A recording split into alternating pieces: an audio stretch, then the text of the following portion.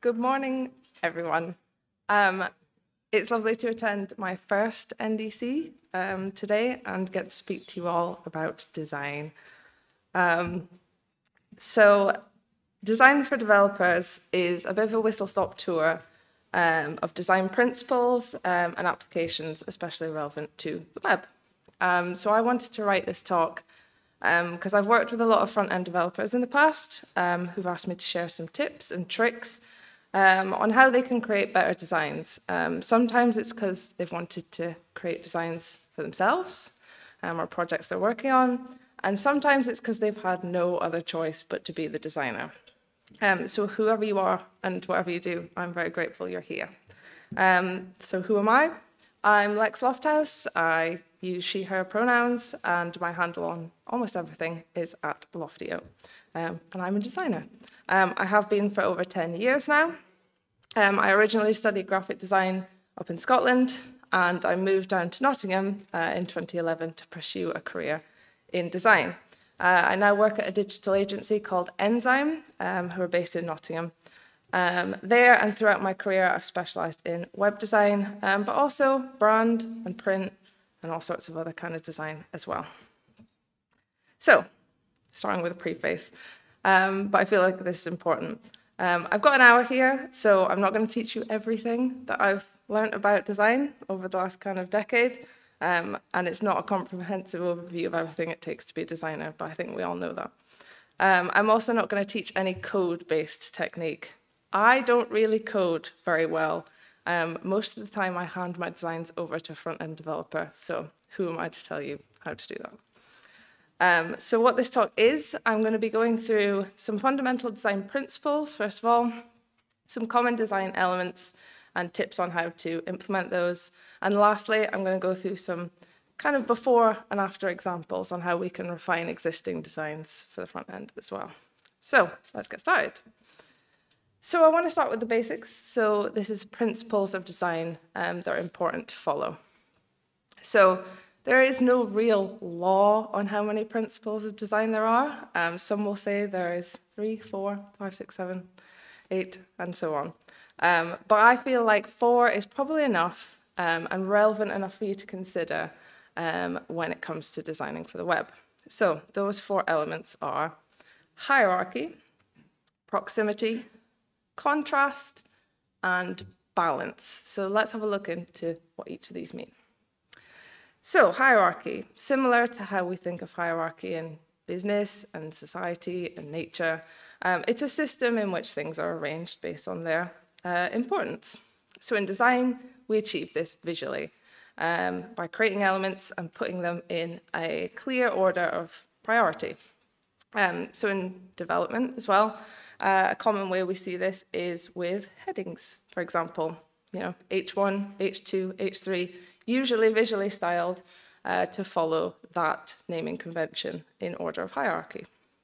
It's a relatively simple principle to implement within design because there are quite a few ways to do it. One of the most common being scale, for example. The biggest thing on the page is going to be the most important. So that's principle 1. Our second is proximity. So proximity is part of a larger set of principles called Gestalt principles. So early in the 20th century, psychologists studied how humans made sense of the world and decided how we decide that things belong together. So they found that the proximity of objects had a big part in that. So when it comes to design, for proximity, we look at the content and we understand the relationship that these pieces of content have to each other, and we place them together in a way that makes sense. So the distance between objects, or the lack of, really helps us understand content's connection to each other. Helps us group things on a page or a screen, for example, in order to demonstrate that. So to use text as an example again, if we have a heading and a paragraph of text sitting closely underneath that, you can probably safely say those things belong together, and that heading's probably introducing what that piece of copy says. So, proximity. Next principle is contrast. So, contrast is a principle we use to emphasize objects in our design. This is achieved by having things be the opposite to each other or close enough to appear opposite. And we use that to highlight certain elements against one another for emphasis. So contrast, again, can be used in different ways. Sometimes we use it for emphasis, and in some ways that kind of relates back to the hierarchy principle too. We might really want to highlight something on the page by contrasting it with something else, making it stand out. Other times, contrast is just a crucial part of the interface. Again, if we go back to text, white text on a black background or vice versa just makes stuff really easy to read, and that's contrast. So it doesn't always apply to color either. It can be achieved in other ways, such as using kind of juxtaposing font choices, different scales and shapes. The key thing about contrast is that it helps the user know where to look. It creates a form of visual impact that draws the eye.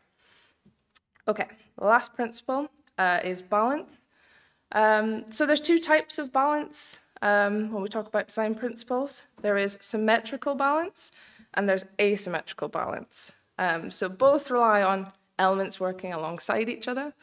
And balance really provides a structure to your layout. It's weight distributed across your design by the placement of elements. So symmetrical balance means you've got a design that's quite evenly displayed, often with a kind of invisible center line down the middle. And this relies on elements being equal to each other on both sides. It's like a balanced set of scales. It's quite a satisfactory and consistent layout, and it's quite easy to get right. Asymmetrical balance, on the other hand, is a bit more about tension. Elements kind of offset each other a little more, and it has a kind of unequal weight. It offers a bit more of a dynamic layout, feeling of movement, but it's a little trickier to get right. So those are our 4 design principles, and the idea is to always kind of keep these in mind. They're the kind of key to creating a good design. So when you're working on design, keep these at the back of your mind. If we're talking in terms of Lego, these are kind of like the instructions, and what I'm going to move on to next is the actual Lego blocks. So that is the design elements, is what I'm going to call them. The bits that you need to build the layout. So again, keeping this simple, let's split this into 4 key areas. We've got typography, we've got color, imagery, and layout. So these 4 visual design elements implemented alongside our principles are the kind of key to creating a great interface. So 4 principles, 4 elements, easy peasy. So I want to run through what each of these are and some good tips to use for each of these. So let's start with typography. What is typography? It is the art and technique of arranging type. So step 1 in typography is fonts. So a lot goes into typography, and it isn't just limited to your font choices, but it does include them. So it's a good place to start. So depending on what you're working on, you might not need to choose fonts. You might be really lucky and not have to choose them yourself. You might be working with a brand that already has that set, but you may be faced with a choice yourself. So how do you do this? Typically, I'd suggest choosing a font pairing for your project. So this is what I would call easy mode for choosing fonts. Choose 1 font for headings and choose 1 font for body copy. So for headings, you can be a bit braver with this choice. This usually applies to content that is shorter, larger, more attention-grabbing. You can choose a font that really represents the brand, but is also a bit more stylized, a bit more decorative. When it comes to body copy, we need to go a bit more simpler for it. This text is usually in large paragraphs, and it needs to be easy to read, especially at smaller sizes. So for this one, choose a more simple font for this, and make sure you test it at those smaller sizes too. So as a bit of a starting point of where to find some fonts, my go-to is Google Fonts, which some designers would be at. But it's free to use, these fonts. They're small file sizes, and there is loads of choice. There's over 1,000 fonts on there, and you can narrow these down as well. So a good resource. So we need this heading and this body copy to work in harmony. So how do we do that? That kind of comes down to the type of brand or product or whatever that you're working for. Fonts should kind of, especially the heading font, should embody that brand or complement the style and tone of that brand. If you have a tech brand, for example, a font that has a nice modern feel to it is good. If you're working with a brand for kids, for example, you might want a more fun, maybe rounded font for that. It just helps convey that brand tone. You wouldn't use, say, Comic Sans for a really important warning sign, or would you? So I just want to show you some examples of some good font pairings in the next few slides that can help you kind of make some of these decisions. And I'm going to use some famous Nottingham landmarks because that is where I am from. So here's an example for Nottingham Castle. Now this location has heritage, it has history. So I've chosen that heading font to kind of echo the type style of that era. It's got a good character to it, and it works quite well as that heading font. And the body copy font below is just a kind of classic serif font. It's simple, it's easy to read at small sizes, and they pair really well together because of that. Secondly, this is not contemporary, it is an art gallery. So here we're looking at a kind of modern style of font here for the heading. It's bold, quite eye-catching, again, has some really nice character to it, but it also represents a more modern style of type, like the gallery is. And I've paired this with a sans serif font, so a bit less decorative. This complements that modern style of type. Again, it's also really easy to read once we go down to smaller sizes. And the last one here is Attenborough Nature Reserve. So this is a kind of nature centre near me. So I've chosen this heading style because it's quite a fun display font. It wouldn't work as the body copy, but it works great as headings. It gives that natural kind of feel. And then I've paired this with a serif font here, but equally I think this could work with, say, the font from the art gallery as well, because there is not one right answer when it comes to design, but there are some wrong ones, like that Comic Sans example. So it's just thinking about the type of brand that you're working for. So to give you a hand with font pairing stuff, there is a tool for that. I have lots of resources in this. So this is fontjoy.com. It helps you pick some font pairings and trial them in the browser before you go ahead and kind of commit to downloading fonts and all sorts. So great tool for that. So say we've got our font pairing chosen. Now, what do we do with them? Well, we need to set up some styles. So headings, you've chosen your font. Let's set up our heading styles. Now, we need to keep that hierarchy principle in mind when we do this. So I've got two examples here of how you can do that using the same font. Our example on the left, it just uses scale here to achieve that level of hierarchy. Heading 1 obviously being the largest and going down. But our example on the right also shows how we can add a little bit more interest. Again, we're using the same font, we're just styling it slightly differently. We have one in italics, we have one in all caps with a bit more letter spacing there. So let's have a look at body copy now. So body copy is slightly easier to get right. Usually I pick a kind of regular paragraph size to use, but also it's good to set up a larger one as well. And we can always add more styles as we need throughout the design, but giving yourself a good starting point here is good. So when it comes to setting sizes and scales, another resource here, type-scale.com. This again lets you set a kind of base level and helps you scale up those headings, but you can also have a look at what your body copy sizes are like. So another great tool to experiment with. So now we've got our fonts and we've got our sizes. The last thing we need to do is figure out how we set the spacing.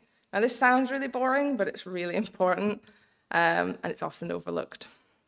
So firstly, line height. So this is the spaces between continuous lines of copy.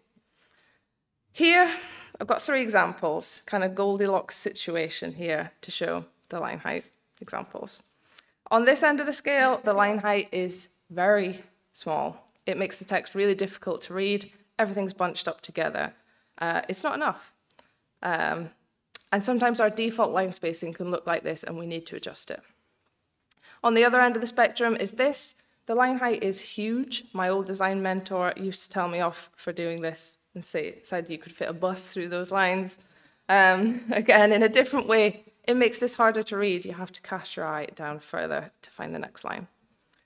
So, middle ground of our two examples, this is a bit more like we want to aim for. There's enough space to make it easy to read. On there, the space that we don't use is just as important as the space we do. So it's important to get that right. It comes down to that proximity principle. If things are too far away from each other, they don't belong in our brains.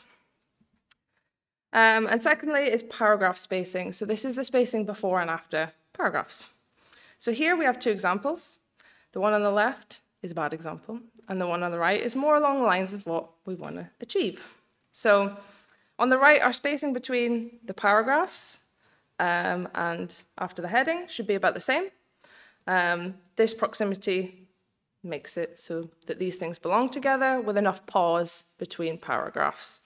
And then after the paragraph, that just needs to increase a little bit more so that we can separate these two paragraphs here, but also have the headings belong to those paragraphs of text. If we compare this to our example on the left, we can kind of see why that spacing is so important. The proximities are all off, and who knows what belongs to what on that example there.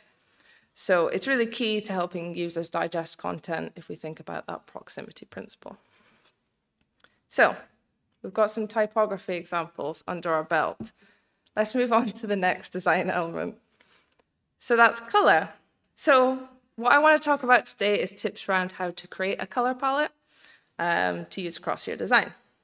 So similarly to our fonts, you might have a bit of a starting point with a color palette. You might have an entire one to work from, but you might be stuck with nothing. Scary. So how do we choose colors? My tip is to start with one, because choosing an entire color palette from scratch can be quite daunting. If you have one, you can start to build on that from there. So the main color that you want to choose here is the one that you would mainly associate with the brand. So, you know, EasyJet is orange, Deliveroo's got that teal, O2 blue, for example. So once we've got that, we need to create two color palettes here. Similarly to our font choices, pick two, a primary palette and secondary palette. And by primary palette here, I don't mean primary colors, I mean the most used colors throughout your design. And secondary palette will be less commonly used and more supporting colors.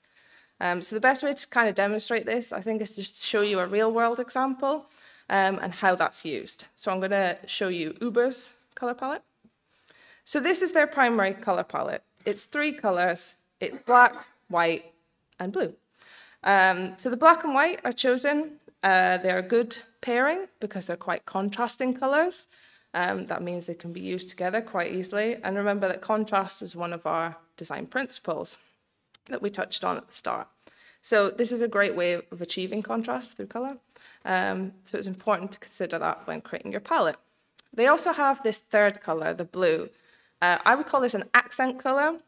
But this is used quite frequently throughout the brand, but in a very considered way. They say it's called safety blue, so it's mainly used to highlight where there's features, messages, alerts, or things that they really want to highlight, essentially. So here's an example of that in action. So the example on the left is from the Uber website. They use that black and white for good contrast in the text and the way they section out the site. But then that blue's used there to kind of highlight the real key kind of offerings and draw the eye down there. And on the right is the Uber app. Don't look at my Uber rating. That mainly uses, again, the black and white for contrast. But that little dot there is set in the blue to really grab your attention and tell you that you've got a message. So this is Uber's secondary color palette, which you might think, that doesn't look like Uber's colors. But they're used a lot more sparingly around the brand, especially in their illustrations, which is a big part of their branding. And they're chosen to work alongside that primary color palette quite well. So here we can see the colors and shades thereof being used to communicate through illustration. The palette is used not only for contrast, but it does help define that hierarchy as well. The secondary palette is supporting elements, and the primary palette is the main interface. So that is a hierarchy in the way that color is used. They never really deviate from these colors, and that's what keeps the brand recognizable. A small set of primary colors followed up by a larger set of secondary colors. It's a solid approach to creating a color palette, and that's what keeps their brand recognizable. So it's also beneficial to add some neutral tones. This can kind of help add a bit of layering and depth. I don't know if you can see this much on the screen, but Uber do use this in their app. Yeah, it's a little hard to see on here. They use very, very light neutral tones, but they use some shades of gray to help kind of show where there's areas of interaction. And this is something that you can do. Neutral doesn't necessarily just mean kind of grays either. This could be kind of shades of colors that's used in your brand palette, so don't be afraid to use kind of shades throughout as well. So choosing colors, yes, I have a tool for that one as well. This is Adobe Colors. Every designer will use tools like this to help choose colors.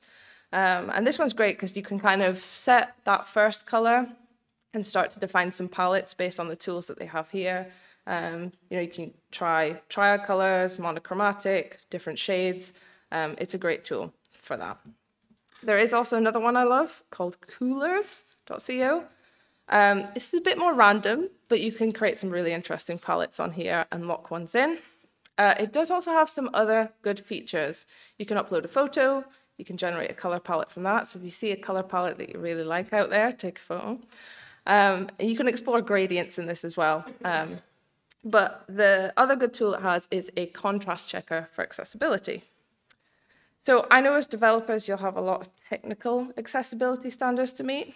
As designers, the lowest bar to get right in terms of accessibility is getting colors right. It's easy if you don't have unimpaired vision to believe that certain color combinations are fine, but we just need to ensure that there's enough contrast there. So Coolers has a contrast checker, but this is the one that I would typically use to test out colors. It lets you kind of set the foreground, background color, and see what kind of standards that they pass online. There are a lot of other people who speak in a lot more detail about accessibility, but I thought this was quite important when it comes to talking about colors, to touch on this point as well. Okay, let's discuss imagery. So I want to break this down into 3 areas. I want to briefly touch on photography, illustration, and iconography. So let's start with photography. Just going to have a drink. Sorry, my voice is a bit croaky today. Typical. So with photography, again, it's possible that you've got something to start with. So it's important to ask yourself some questions here. If you've got some photos already, are they high enough quality? And I'm not just talking about the resolution here. I mean just the photos themselves. Are they good enough? And do I need to add any more? Do I need to have more imagery that's more appropriate here? And where am I going to source that from? As well as that, you might be working with photos from a database of some sort, so like product photos, user avatars, user-generated content, and in that case, you don't have as much control over it, so we need to think about the kind of treatment of those images and how we put them on the page as well. So it's important to take stock of where you are to begin with. Now, speaking of stock, if you feel like you need to add more photos to your project, you can commission a photographer, you can take some yourself if you feel like you're skilled enough to do that, or you can go down the route of stock photography. It's quick, it's cost-effective, and you just need to make sure that you're using licensed photography. You don't want to get into trouble for copyright and stuff. But it used to be quite costly to get hold of stock images. Not so much anymore. There are some free resources out there. Again, these are 2 that I've used quite a bit in the past. This is unsplash.com and pexels.com. They have a huge range of images, so hopefully you'll be able to find something appropriate for what you're looking for, and it's all royalty-free as well. Fantastic resources. Pexels also has videos as well, which is fantastic. A word of warning when it comes to stock imagery. Avoid the cheese. There is a reason that a lot of memes originate from stock images, so please avoid this stuff at all costs if you can. So, say you've got some photography, fantastic. There is something else you need to consider. How are you going to put these on the page?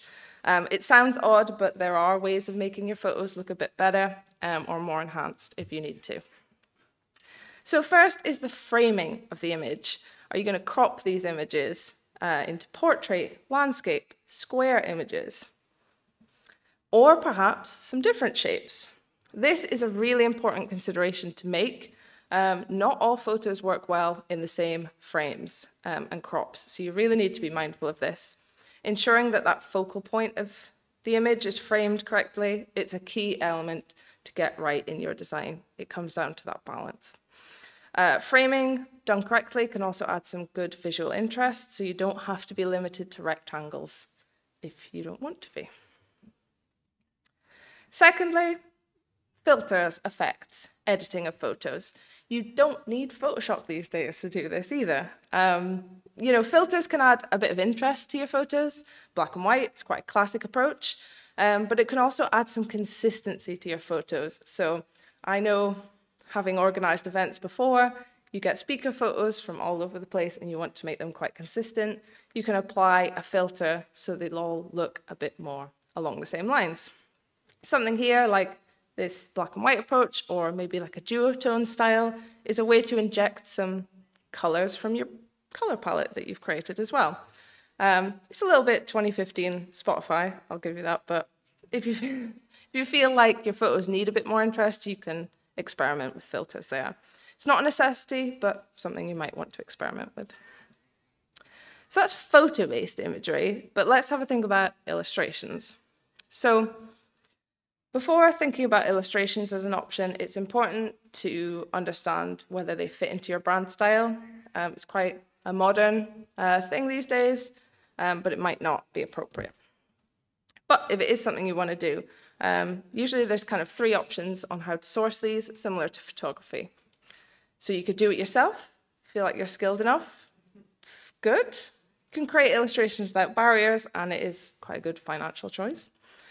You can commission someone else to create them. Now, this is a great option. It's more costly, but it'll give you some more bespoke imagery, and you can set a brief, so it's quite unique to your site too. And lastly, just like photography, there is stock sites to pick up illustrations too. You know, there's packs you can download, some you can customize yourself too. So it's worth taking a look at the options there. So one really great resource for this is blush.design. It's predominantly people-orientated illustrations, but it combines resources from a lot of different artists, so they're not all kind of the same here. And you've got customization options too. You could download them in SVG and PNG as well. There are paid and free options across this site. So lastly, under imagery, I'm going to touch on icons. So iconography, age-old way of communicating. We see it in everyday life on signs like the exit sign, in print, and digitally as well. Icons are just simple symbols to help point us in the right direction. The benefit of using them, it gives immediate context to the content it sits alongside. And in digital design, you'll typically see it accompanying an action or a link, an alert, things like that. So I just want to give you a couple of major tips when it comes to icons, because it's not really rocket science, but there are some really common pitfalls. So the first is only use an icon when it's obvious enough what it means. It's very easy for us to assume that the user will know what an icon is going to do because we know what it's going to do. And I'll show you an example of this. So these are some typical icons we might see across the web. They're very familiar, and users will typically understand the meaning of these. Those 3 lines, it's going to bring up a menu. magnifying glass will represent a search, and the bin is probably going to represent a delete action on there. So these are common icons that we all know the meaning of, and we will call these universal icons. Now let's consider what these icons might represent. So these might not be as familiar, might not be as obvious in what their actions mean, and while they might be a good representation for the context they're in, it might be hard for the user to understand the intention. So that heart could mean like, or it could mean add to wish list. The second one, that could mean a repost, or it could mean a refresh. And that last one could be a link to an FAQ. It could bring up a live chat. So if an icon is not clear enough what it does, give it a label. That is my big advice when it comes to using icons. It's also good for accessibility to label icons as well, especially if they're not described very well. So my other tip when it comes to icons is just keep them simple.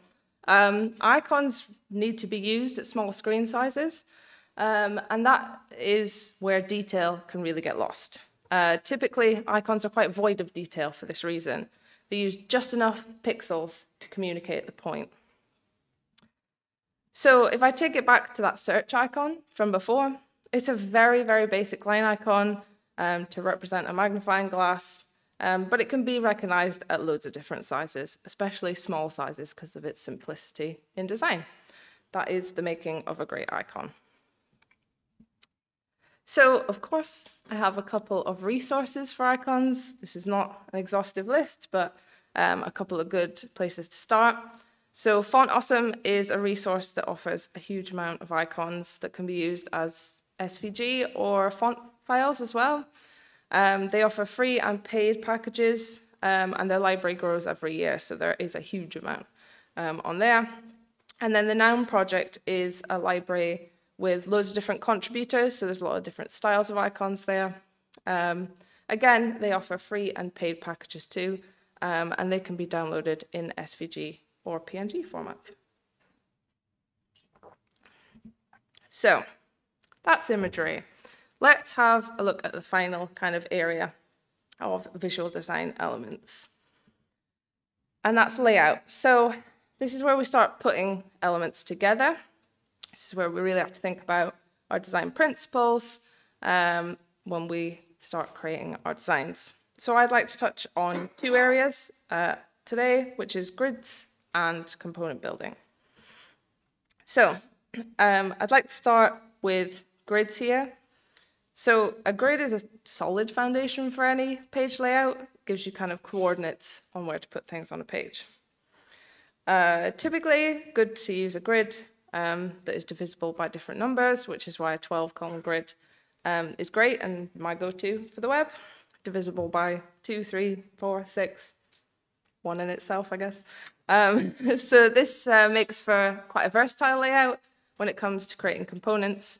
And once we start looking at responsive design as well, helps us adapt for those smaller screens. So here's a typical 12-column layout. Now, I know this is not a revolutionary concept to those in development and front end. It is even less so of a modern concept in design. Grid systems have been around for designers since books have been being printed. So we're really familiar with this kind of column structure. But I wanted to discuss this today because it's very relevant to that point of balance, that principle that we spoke about before. Really gives structure to your layouts and assists you in maintaining that balance and proximity as well. So just some examples. So this shows how we can use a 2-column section. Now imagine what these squares could contain. It could be 2 of the same component, 2 images, 2 columns of text, 2 cards, or it could be an image on one side and text on the other, which is kind of that asymmetrical balance that we spoke about at the start. It doesn't really matter the contents. What we have here is a guide on how to create that balance in the layout. Again, here we could have a layout with 3 columns. Again, it's still got that symmetrical balance. It's got that invisible line down the middle. Just gives us the option to add additional elements. We've got a 4-column layout here, which is probably my favorite because it's an even number. So when you start scaling that down, you kind of can have a 2x2 grid. And you can have a 6-column grid as well. So this kind of layout works well if you have smaller features to pull out. A grid of icons works well in these kind of narrower columns. So I can't really stress enough how imperative grids are. It gives you a clear guide on where to place elements, and it's where I will always start when working for the web. So we've got a grid, fantastic. Let's talk about the bits that go in those squares. So I'm going to call them components, and what I mean here is where we start to build out bigger kind of elements of the interface. So when we want to build up a page, it is best to start small and build up from there. Components are built up of smaller pieces and often can form repeatable elements that we can reuse throughout page as well. So to kind of go through this, I want to briefly touch on a framework called atomic design. So atomic design is a framework used to help us break down a layout into smaller elements. The methodology uses the following kind of items to describe how to build a component. So we've got atoms, molecules, and organisms. And that builds up into entire page designs. But what does this mean in terms of UI? So atoms. These are the most basic building blocks of an interface, the kind of singular elements. So in terms of the web, this could be a label, it could be a text input, or it could be a button.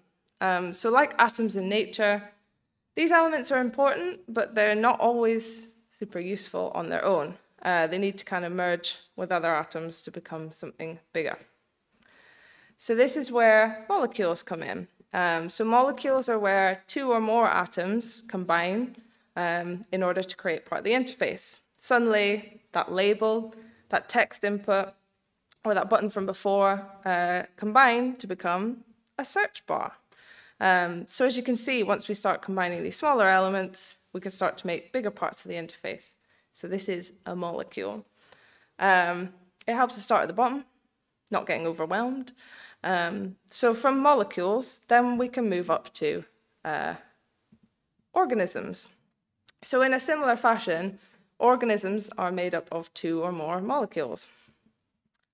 So that search bar was a molecule, and that combines with other atoms or molecules, and we can start to build out a header menu here.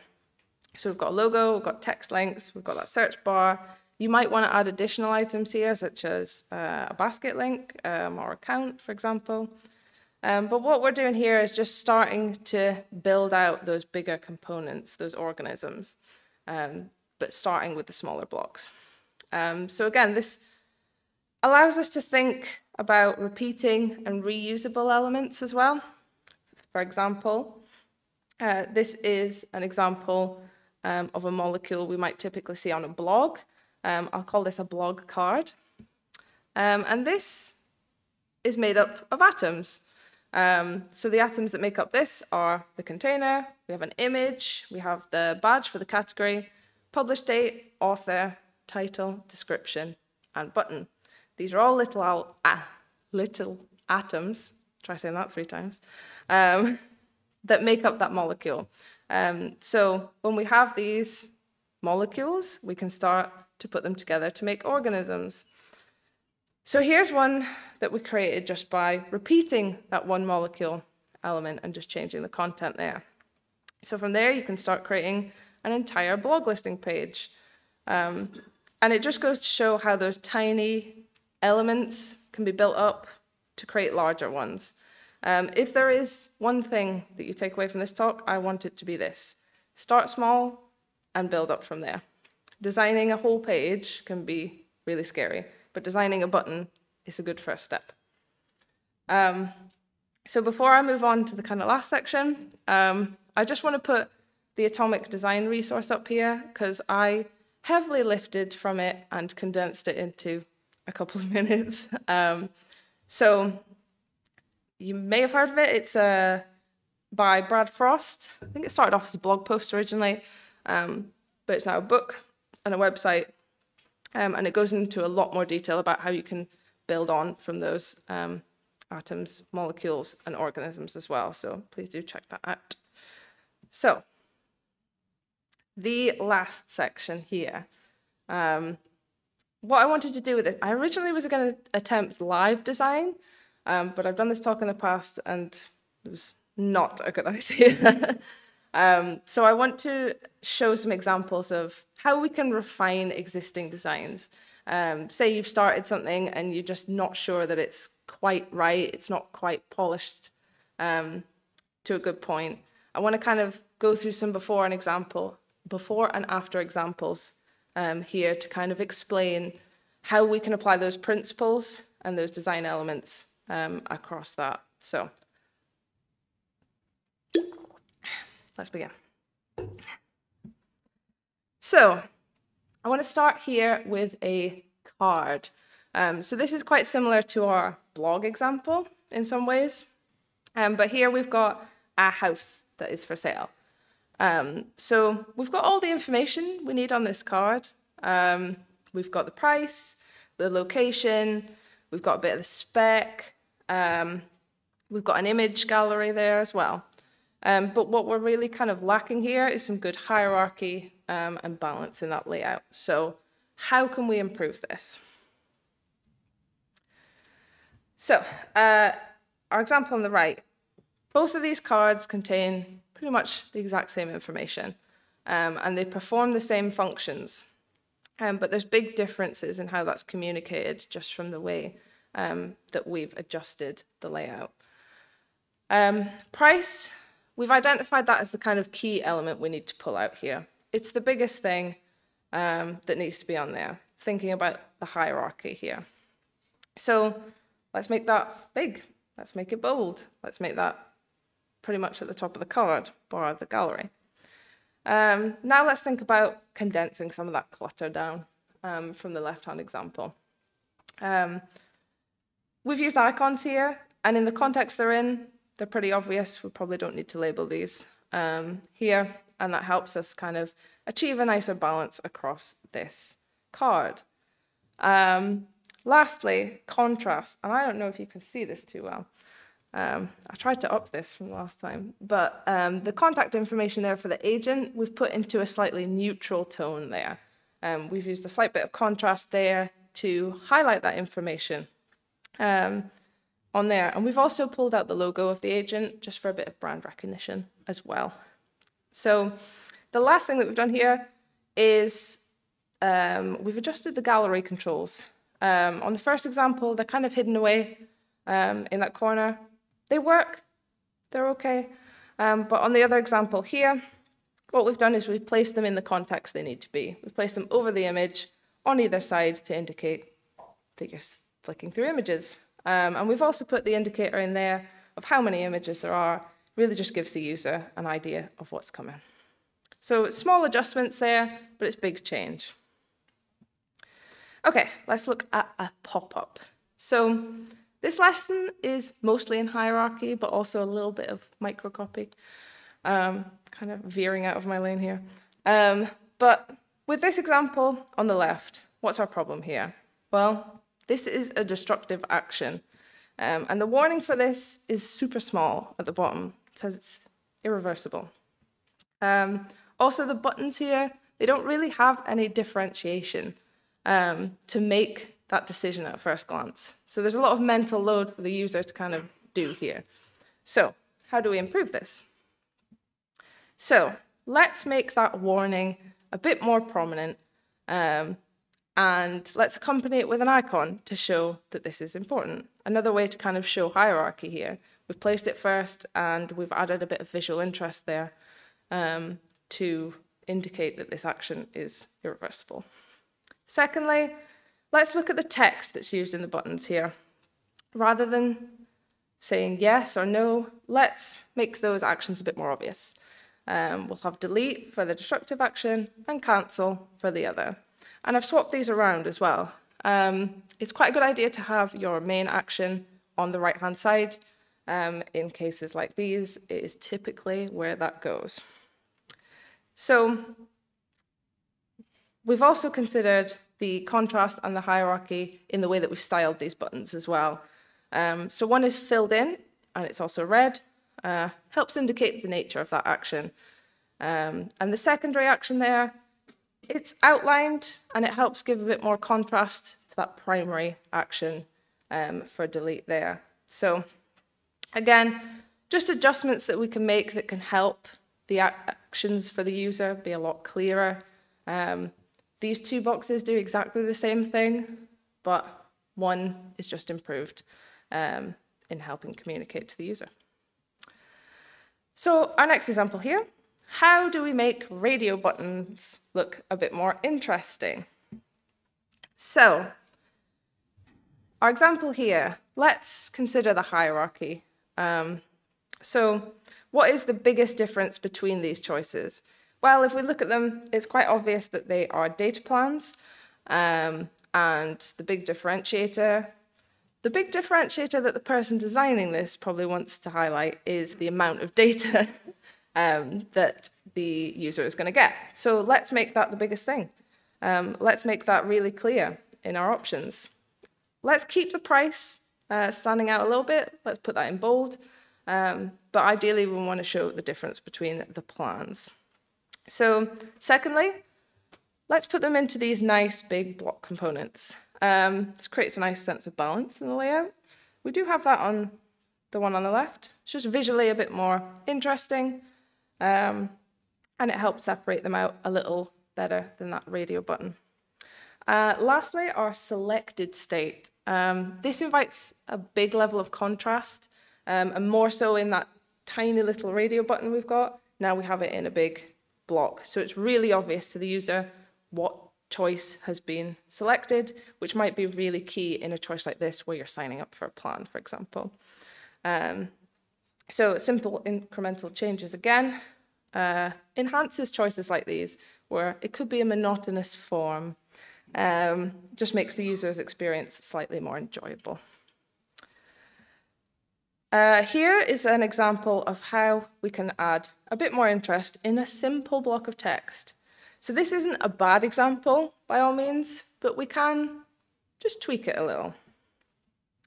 So our improved example on the right here, we've chosen some slightly different font weights for the headings. We're trying to add a bit more contrast here, highlight what's important. The body copy color that we've chosen is also slightly lighter than our headings, just makes those headings stand out again a bit more. If we think about proximities, our example on the left, it's a little more condensed in how the text is laid out. So in our improved example, we've taken a look at that spacing, that line height that we spoke about at the start, and we've adjusted that to suit a bit more. Lastly, we've added some icons here instead of some basic bullet points, especially when this is kind of a step-by-step process. It's quite nice to use some icons, for example, or numbering here to help that just be a bit more clearer. Neither one of these is wrong, but I know which one I probably prefer. So this is my arch nemesis when it comes to design. It's a table.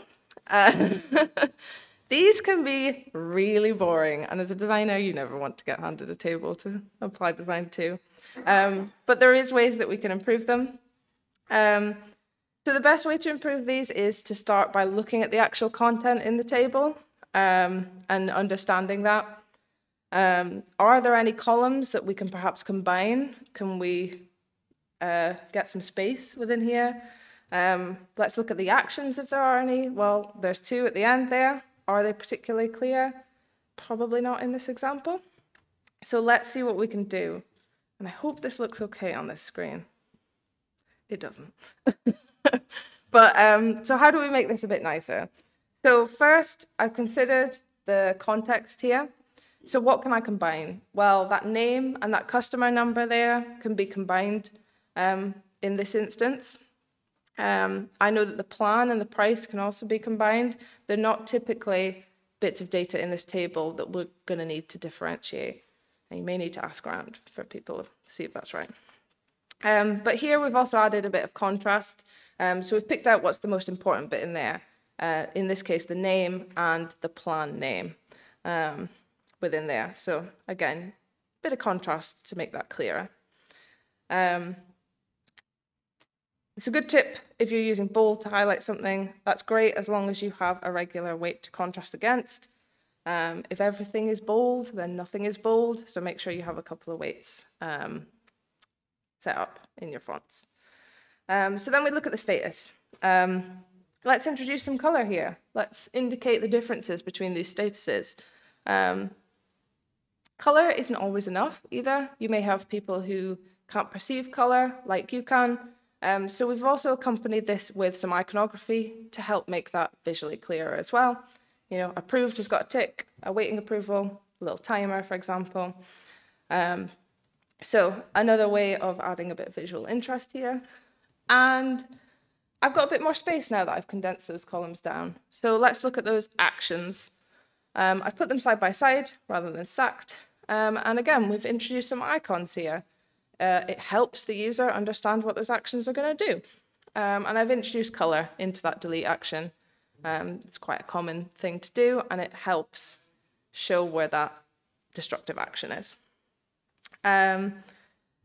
Finally, I don't think you can see this very well, I've kind of reduced some of the harsh lines from the first example, toned them back a bit.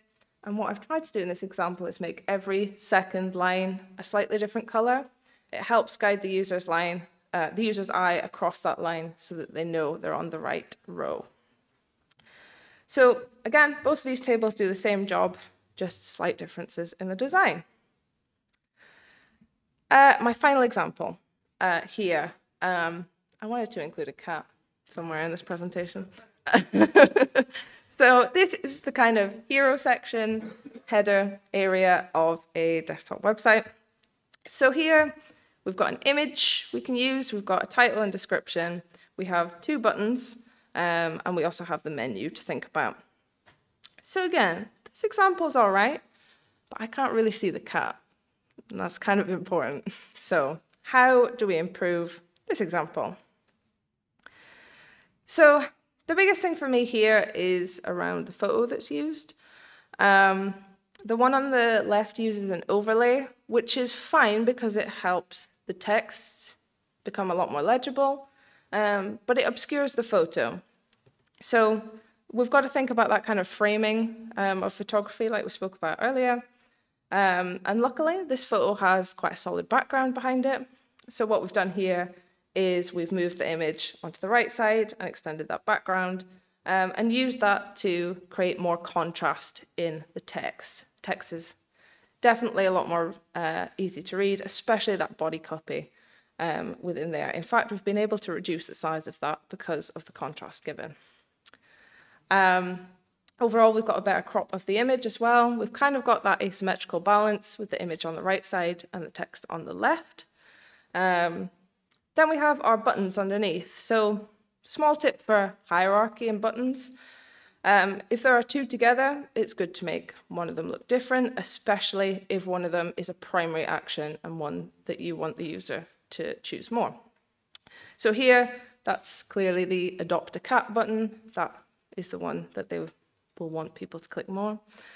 So we've made that the filled button, and the outline button there is the more secondary action. The filled one adds a bit more contrast, so the user's eye is drawn to that more. And finally, I've looked at the menu itself. Not a lot of change here, but we have included, similarly to the example on the left, we do have an overlay, but this time we've used it for the menu. And we've also, again, looked at the hierarchy of links in this section. So that donate link wants to have a little bit of contrast. We don't want it to conflict too much with that, with that button in the hero. So we've just pulled that out into a yellow button there. So again, it's small changes in design, but it can make a big difference, whether it's a button or block of text or larger areas of the design. So that is all we've got time. I cut a lot of stuff from this presentation. Turns out an hour is not all that long. I had a lot more on fonts and color, white space as well. But if you've got anything that you're working on, or if you want any sort of tips or advice from a designer today, you can get some free advice. So please do come and find me. I'll be milling about after this. And I'll also tweet out this slide deck. In fact, I think it is my pinned tweet at the minute. So all the links to those resources are available on my Twitter. Thank you very much.